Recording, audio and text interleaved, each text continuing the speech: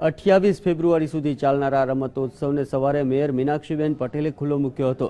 3 દિવસ સુધી ચાલનારા વિકલાંગ રમતોત્સવમાં 42 જેટલા એનજીઓ તેમજ અન્ય સંસ્થાઓના 3237થી વધુ વિકલાંગ અને મંદબુદ્ધિના બાળકો ભાગ લઈ રહ્યા છે।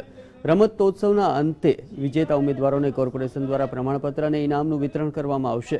આ રમતોત્સવમાં ગોળા ફેંક, નિશાનબાજી જેવી 15 જેટલી રમતોનો સમાવેશ કરવામાં આવ્યો છે, જેમાં ઉંમરની કેટેગરીના આધારે બાળકો, મહિલાઓ અને પુરુષોની સ્પર્ધાના વિભાગો પાડવામાં આવ્યા છે।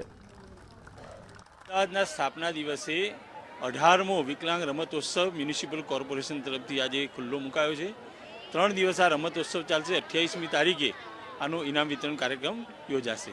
સામાન્ય રીતે રાજ્ય સરકારના ખેલ મહાકુંભના અંદર આ પ્રકારના બાળકોને સ્થાન મળતું હોય છે, પરંતુ કોર્પોરેશન તરીકે સતત 18 વર્ષ સુધી આ પ્રકારની પ્રવૃત્તિ એકધારી કરવી અને દિન પ્રતિદિન આ બાળકોનું પ્રમાણ પણ રમતોત્સવના અંદર વધતું જાય। 3237 જેટલા બાળકો આની અંદર પાર્ટિસિપેટ કરવાના છે, 42 જેટલી સંસ્થાઓ આની અંદર પાર્ટિસિપેટ કરવાની છે।